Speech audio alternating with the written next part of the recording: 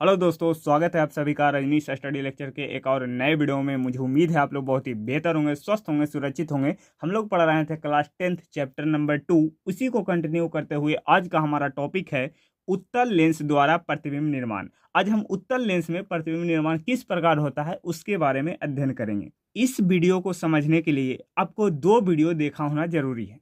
पहला, लेंस क्या होता है, उसमें हम एक एक पॉइंट को क्लियर किए थे कि 2f1 क्या होता है, ओ क्या होता है, ये सब के बारे में। और दूसरा, किरण आरेख वाला जो वीडियो है, रे डायग्राम वाला, वो वाला वीडियो देखा होना जरूरी है। देखिए, रे डायग्राम में मेनली रूप से आपको 3 केस पढ़ाए थे। मुख्य रूप से याद रखिएगा, वो तीनों बस इसी में काम आएगा। पहला कि अगर कोई लेंस इस प्रकार से उत्तल लेंस है, ठीक है, और ये है उसका मुख्य अक्ष, और जब कोई प्रकाश किरण अगर कोई समानांतर जाता है, मुख्य अक्ष के समानांतर जाता है, तो वो फोकस से होकर के गुजरता है। ये आपको हम बताए थे, ठीक है। दूसरा केस में आपको ये याद रखना है कि जब कोई प्रकाश की किरण लेंस के प्रकाशीय केंद्र, यानी कि इस जो प्रकाशीय केंद्र है बीच वाला ओ, ठीक है, उससे अगर होकर के जाएगा तो वो क्या होगा, सीधे निकल जाएगा। ये आपको 2 केस हो गया। तीसरा केस में आपको बताए थे कि जब कोई प्रकाश किरण अगर फोकस को टारगेट करते हुए जाता है तो लेंस से अपवर्तन के बाद क्या हो जाता है, मुख्य अक्ष के समानांतर हो जाता है। ये 3 केस आपको याद होना चाहिए बालक, और ये तीनों केस इसमें यूज करेंगे। उसके बाद आपको ये वाला टॉपिक 100% समझ में आएगा, और ये वाला टॉपिक इंपॉर्टेंट है क्योंकि यहाँ से आपके डायरेक्ट एग्जाम में आने का चांस बहुत ज़्यादा होता है, ठीक है। तो पूरा फोकस के साथ देखिएगा, और जो भी कहा जाए लिखने के लिए आप फुल एक्टिव होकर के लिखिए। तो चलिए वीडियो को शुरू करते हैं। देखिएगा, ऐसा हम पहला केस में ले रहे हैं कि मान लेते हैं कि जो हमारा वस्तु है वो कहाँ है, अनंत पर है। और आपको बताए हैं कि अगर वस्तु अनंत है तो अनंत से जो आने वाली प्रकाश की किरण है वो कैसा आता है, समानांतर आता है, पैरेलल आता है। तो हम 2 प्रकाश किरण भेजेंगे, और आपको ये भी बताए थे कि इमेज बनाने के लिए आपको मिनिमम 2 किरणों को भेजना आवश्यक है। अगर आप 2 किरणों को भेजते हैं और 2 किरणों आप जहां जाकर के मिलता है वहां पर ही उसका प्रतिबिंब निर्माण हो जाता है। मैक्सिमम आप जितनी किरणें भेज सकते हैं भेजिए, ठीक है, लेकिन मिनिमम आपको 2 किरणें भेजना आवश्यक है। चलिए भेजते हैं 2 किरणें। देखिए, पहला किरण ये गया समानांतर, ये कहां से जाएगा, पहला अगर समानांतर जाता है तो कहां जाता है बालक, फोकस पर जाता है। याद नहीं भूलिएगा। तो पहला अगर मुख्य अक्ष के समानांतर जाएगा तो वो कहां से होकर गुजरेगा, फोकस से होकर गुजरेगा कि नहीं। और दूसरा भी प्रकाश किरण को हम भेज देते हैं पैरेलल। ये 2 प्रकाश किरण ऐसा मान लेते हैं कि कहां से आ रहा है, अनंत से आ रहा है, और ये दोनों के दोनों प्रकाश किरण समानांतर जा रहा है। तो ये कहां से होकर के जाएगा, फोकस से होकर के जाएगा। ये दोनों प्रकाश किरण कहाँ के मिला है, फोकस पर आकर मिला है, मतलब इसका प्रतिबिंब कहाँ बना है, फोकस पर बना है। समझ में आया। अब इसके बारे में लिखते हैं। पहला नंबर कि बिंब कहाँ है, अनंत पर, तो प्रतिबिंब कहाँ पर बनेगा, प्रतिबिंब कहाँ पर बनेगा, देख करके बताइएगा, F2 पर। तो यहां पर ये लिखिएगा F2 पर, ठीक है। दूसरा केस में इसका आकार कैसा है वाला, इसका आकार कैसा है, आकार देखिए अगर वस्तु अनंत पर बहुत बड़ा होगा तो फोकस पर उसका कैसा बना है, बिंदु आकार का, एकदम छोटा, ठीक है। तो आप लिख सकते हैं बिंदु आकार का, बिंदु आकार का। प्रकृति कैसा है, प्रकृति कैसा है, प्रकृति का मतलब कि वास्तविक है या आभासी है, ठीक है। प्रतिबिंब 2 प्रकार का होता है, एक तो होता है वास्तविक और एक होता है आभासी। तो कैसा है, तो देखिए ये अपने आप किरणें आके मिली है, हमने इसके साथ कोई जोर जबरदस्ती नहीं किया है, तो ये अपने आप आकर के मिला है। तो ये कैसा बना है, वास्तविक बना है, वास्तविक, वास्तविक, ठीक है। और उल्टा है या सीधा है, देखिए अगर, देखिए ऊपर वाला को देखिए, अगर वस्तु ऊपर था तो प्रतिबिंब नीचे बना है, और अगर वस्तु नीचे था तो उसका प्रतिबिंब ऊपर बना है। अब साफ साफ देख सकते हैं कि कैसा बना है, उल्टा बना है। तो वास्तविक और उल्टा। और आपको डायरेक्ट हम बताए थे कि जहां पर ही अगर वास्तविक प्रतिबिंब बन रहा है वहां पर ही जो इमेज होगा वह कैसा होगा, उल्टा हो, वस्तु की अपेक्षा उल्टा हो, ठीक है। डायरेक्ट याद रखिएगा, कोई दिक्कत की बात नहीं। ये आपको पहला केस में 3 बिंदु आपको समझ में आना चाहिए। ये फर्स्ट केस, ये सेकंड केस और ये थर्ड, ये 3 ही बिंदु हर एक स्थिति में देखते हुए चलें। पहला केस समझ में आया, चलते हैं दूसरे केस के ऊपर, वो भी बहुत सिंपल है। अब देखिए सेकंड केस, ठीक है। पहला स्थिति में हम वस्तु को कहाँ रखे थे, अनंत पर। अब स्थिति में कहाँ रखेंगे, अनंत और 2f के बीच में। चलिए यहां पर ही कहीं पर आपका वस्तु रहेगा इस प्रकार से, ये आपका वस्तु हो गया। तो पहला किरण जाएगा ये मुख्य अक्ष के समानांतर, कहां से होकर के जाएगा, फोकस से होकर के जाएगा। तो ये प्रकाश किरण समानांतर गया और कहां से होकर गुजरा, फोकस से होकर गुजरा। अब दूसरी प्रकाश किरण भेजेंगे, वो कहां से जाएगा, प्रकाशीय केंद्र से भेज देते हैं। और जब कोई प्रकाश किरण प्रकाशीय केंद्र से होकर के जाता है तो वो कहां से गुजर जाता है, वो सीधे गुजर जाता है। ये केस पढ़े, चलिए गुजार देते हैं दूसरा केस में। ये दूसरा प्रकाश किरण गया और ये प्रकाशीय केंद्र से होकर गया तो वो सीधे निकल गया। तो आपका इमेज कहाँ बन गया, देखिए ये यहाँ पर मिल रहा है, तो आपका इमेज यहाँ पर ही बन गया, इसके बीच में F2 और 2F2 के बीच में। दूसरा केस में देखिएगा प्रतिबिंब कहाँ पर ही बना है, तो देख सकते हैं अनंत और 2F के बीच में, अनंत और 2F1 के बीच में, 2F1 के बीच, ठीक है। प्रतिबिंब कहां पर बना है बालक, देखिएगा जो आपका प्रतिबिंब है वो कहां पर बना है, F2 और 2F2 के बीच, 2F2 के बीच, ठीक है। अब देख सकते हैं दूसरा केस में आकार कैसा है इसका, आकार देखिएगा वस्तु से अपेक्षा तो छोटा है, वस्तु इतना बड़ा है, प्रतिबिंब इतना छोटा है, तो वस्तु के आकार से तो छोटा है, तो यानी कि वस्तु से या बिंब से छोटा, वस्तु से छोटा। प्रकृति कैसा है बालक, प्रकृति कैसा है, वास्तविक है कि आभासी है। देखिए ये 2 किरणें अपने आप जाकर के मिला है, हम लोग जबरदस्ती कब करेंगे, जब ये कहीं नहीं मिलेगा और उसको जबरदस्ती मिलाएंगे, वहां पर ही आभासी बनेगा। लेकिन प्रकाश किरण समानांतर आया, फोकस से गुजरा, प्रकाश किरण प्रकाशीय केंद्र से होकर गुजरा, सीधे गया, यहां पर ही मिला, अपने आप मिला, तो कैसा बनेगा, वास्तविक बनेगा। और अभी आप ये बात बताए हैं कि जो वास्तविक बनता है वहां पर ही उल्टा प्रतिबिंब देखने को मिलता है, उल्टा। आप देख भी सकते हैं वस्तु ऊपर की ओर था और प्रतिबिंब नीचे की ओर बना। क्लियर है, ये दूसरा केस हुआ। और ये मोस्ट इंपॉर्टेंट टॉपिक है बालक, यहीं से ज्यादातर सवाल आपके एग्जाम में आते हैं, ठीक है। ऐसा स्थिति दे देगा कि बिंब कहाँ पर है, उसका प्रतिबिंब कहाँ पर बनेगा, इसका किरण आरेख बनाइए, ऐसा ऐसा सवाल आपको देखने को मिलेगा, ठीक है। तो इसको याद कर लीजिएगा और अपने कॉपी में एक अच्छे से नोट बना लीजिएगा ताकि सुंदर दिखे कॉपी, ठीक है। चलिए तीसरे केस के ऊपर चलते हैं। और अगर वीडियो पसंद आ रहा होगा तो वीडियो को लाइक करिएगा और चैनल को सब्सक्राइब जरूर करिएगा। चलिए अनंत और 2F1 के बीच हो गया। अब वस्तु हम कहाँ पर रखेंगे, अब वस्तु हम 2F1 पर रखेंगे। चलिए ये हमारा एक वस्तु हो गया 2F1 पर, और पहला जो प्रकाश किरण जाएगा वो समानांतर जाएगा और कहाँ से होकर गुजरेगा बालक, आप जानते हैं कि अगर कोई प्रकाश किरण समानांतर जाता है तो फोकस से होकर गुजरता है, तो फोकस से होकर गुजारिएगा। ये प्रकाश किरण समानांतर गया और कहाँ से होकर गुजरा, फोकस से होकर के गुजरा। अब दूसरी प्रकाश किरण भेजते हैं, तो कैसे भेजेंगे, सेम हम प्रकाशीय केंद्र से होकर के गुजार देंगे। तो देखिएगा, देखिए प्रकाश किरण प्रकाशीय केंद्र से होकर गया तो सीधे निकल गया, तो देख सकते हैं प्रतिबिंब कहाँ पर ही बना है, यहाँ पर ही बना है। देखिएगा 2F2 पर बना है हमारा प्रतिबिंब, कहाँ बना है बालक, 2F2 पर बना है हमारा प्रतिबिंब, 2F2 पर बना है, ठीक है। इसके बारे में लिखिएगा, बिंब कहाँ रखाया गया है, 2F1 पर, प्रतिबिंब कहाँ पर ही बना है, प्रतिबिंब कहाँ पर ही बना बालक, देखिए 2F2 पर, 2F2 पर, ठीक है। आकार कैसा है इसका, आकार कैसा बन रहा है, देखिए जितना बड़ा वस्तु है उतना ही बड़ा उसका प्रतिबिंब है, मतलब वस्तु के आकार के बराबर, वस्तु के आकार के बराबर, जितना बड़ा वस्तु का आकार है सेम उसका प्रतिबिंब भी उतना ही बड़ा, ठीक है। प्रकृति कैसा है, प्रकृति कैसा है, देखिए अपने आप मिला है तो वास्तविक हो गया। और आप देख सकते हैं कि जब वस्तु ऊपर की ओर था उसका प्रतिबिंब नीचे बना है, वास्तविक और उल्टा। क्लियर है थर्ड केस। तो हम फोर्थ केस पर चलते हैं। आसान है, बस आपको दो ही किरणें भेजने वाला, तो हम काहे लगे उतना टेंशन ले जाएं। पहला किरणें समानांतर भेज दिए और दूसरा किरणें प्रकाशीय केंद्र से होकर गुजार दिए। ये जहां जाके मिला है वहां पर उसका इमेज निर्माण हो गया।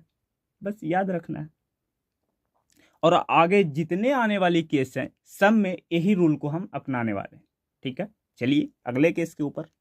अब हमारा वस्तु 2F1 भी पर रखा गया, तो अब कहाँ रखेंगे?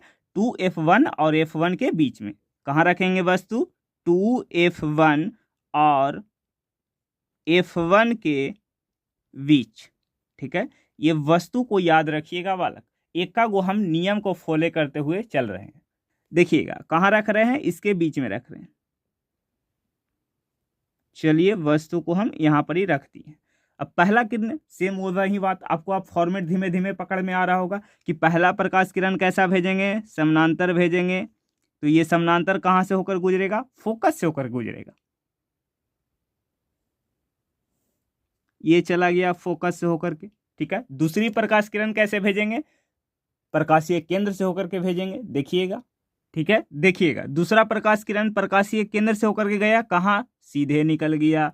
ठीक है, समानांतर गया, फोकस से होकर गुजरा, कहाँ आके मिला है? यहाँ पर आकर मिला है, तो यहाँ पर इसका इमेज बन जाएगा। तो देखिएगा यहाँ पर ही उसका इमेज का निर्माण हो जाएगा वाला, नीचे की ओर। ठीक है, क्लियर है? ये हो गया आपका प्रतिबिंब। चलिए लिखते हैं प्रतिबिंब कहाँ पर बना है वाला। देखिएगा तो प्रतिबिंब कहाँ पर बना है। देखिए 2F2 के, और इधर क्या हो गया? इधर अनंत हो गया। चलिए मान लेते हैं कि इधर अनंत है, तो अनंत के बीच 2F2 और अनंत के बीच, अनंत के बीच। चलिए दूसरी बात, आकार कैसा है इसका? इसका आकार कैसा है? देखिएगा वस्तु इतना छोटा है, उसका प्रतिबिंब कितना बड़ा बना है बालक? तो वस्तु से बड़ा बनेगा कि नहीं? हाँ, तो वस्तु से बड़ा, वस्तु से बहुत बड़ा बनेगा। प्रकृति कैसा है इसका बालक? बार बार बोल रहे हैं कि अपने आप आकर मिला है, तो अपने आप आकर के मिलता है तो कैसा होता है? वास्तविक होता है। और जब भी वास्तविक की बात आती है बालक, वैसा क्या होता है? और उल्टा। क्लियर है ना आसान जी? बस आपको दो ही किरणों पर पकड़ होनी चाहिए। पहला समानांतर भेजेंगे और दूसरी प्रकाश किरण ओ से भेजेंगे। अगर ओ से गया है तो सिंपल सीधे निकल जाएगा, और अगर समानांतर गया है तो फोकस होकर गुजरेगा। ये दोनों किरणें जहां जाकर के मिलेगी वहां पर ही उसका इमेज निर्माण हो जाएगा बस। और आगे भी फॉर्मेट वहीं चलता रहेगा। ठीक है, बस अब दो केसाव बचा है, एक तो F1 पर और एक F1 और O के बीच में। बस दो केसाव पढ़ लेते हैं, क्लियर हो जाएगा। अगर हमारी मेहनत आपको समझ में आ रहा होगा, और अगर ये वीडियो आपको समझ में आ रहा होगा, लग रहा होगा कि नहीं हमको एक एक बात क्लियर हो रहा है, तो इस वीडियो को लाइक करिएगा, चैनल को जरूर सब्सक्राइब करिएगा, क्योंकि ऐसे ही आपको कॉन्सेप्ट के साथ सिखाते हुए आपको वीडियो मिलता रहे। चलिए पांचवा केस के ऊपर चलते हैं। चलिए पांचवा केस में हम रखते हैं वस्तु को कहाँ रखेंगे? F1 पर। F1 पर कहाँ रखेंगे? F1 पर रखेंगे। ठीक है, तो F1 पर रख दीजिए। ये हो गया आपका वस्तु, और आपको दो किरणें भेजने हैं, जो कि आपको फॉर्मेट समझ में आ गया होगा।